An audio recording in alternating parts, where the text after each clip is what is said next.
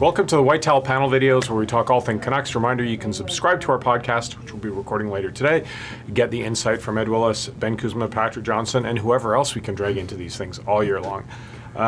Gentlemen, Canucks generally looking pretty good. We know they lost to the Leafs. Very entertaining game between two young teams. Let's say that Leafs a little farther along their progression. Your thoughts on how this young Canucks core is evolving as we speak? Well, you know, keeping that game in mind, it kind of showed up on Tuesday night where the Leafs' best players, who are obviously 2, 3, 4 years down the road, produced in the game's defining moments, and the Canucks young players couldn't. And going back to the start of the season, I thought that was one of the 2 or 3 pivotal questions about this team.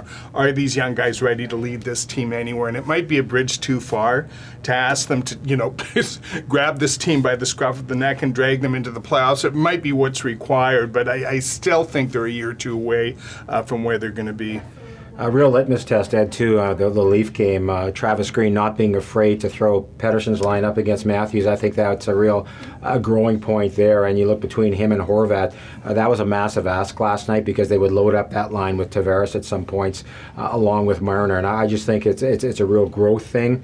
Again, Horvat kind of got beat up in the circle last night. Tavares was great as advertised. But I thought it was really interesting post-game to hear Brock Besser talk about how well he's not been playing of late.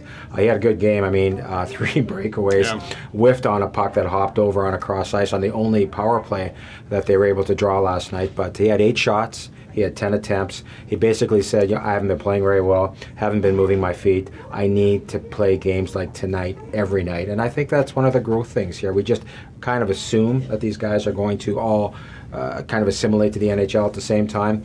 I think Besser's maybe having a bigger problem than Patterson right now. When you get into that, though, Ben, do we not have to give Jim Benning some credit with how he's put this team together? Because really, when you look at where the team is, they're kind of where maybe we thought they were. They're a little bit too many peaks and valleys and not as much consistency. But while their young guys have struggled, I mean, I've seen some grumbling about Horvat. You talk about Besser. Patterson has been better in the last week, but it went through a lull. It's guys like Miller and Myers and those players that have been, not so much Myers, but, you know, defensively pulling them through. This team is more balanced. It's not all on the end. It is, too. And, you know, one thing that kind of flew under the radar last night, it was really interesting. You had Alex Kerfoot from Vancouver, who basically spurned the Canucks when they were interested in him as a college free agent, decided to go to Colorado, rightfully so. I mean, a team that was starting to turn the corner. He was going to be their third-line center. Well, what do the Avs do? They figured they needed more grit. They traded him to Toronto for Kadri, who's kind of lived up to expectations. So where I'm going here with 5th-round picks, would you rather have Alex Kerfoot in the Canucks lineup right now as your third-line center, or would you rather have another 5th-round pick, their 5th-round pick, in Adam Gaudette, who's 2 years younger? I think he's got a bigger upside. I think he can play a gritty game. So this is another thing that has come to play here, that we talk so much about the Big Four or the Fab Four, the young kids coming up. I think that was a smart move by the organization, not only in drafting him, who turned into a Hobey Baker winner. Right now, if I had a choice, I'd take Gaudette over Kerfoot in a heartbeat. Okay. Thanks for watching, everyone. We'll be back every week with more videos, and you can check out our Whitetail podcast at vancouver-sun.com or theprovince.com.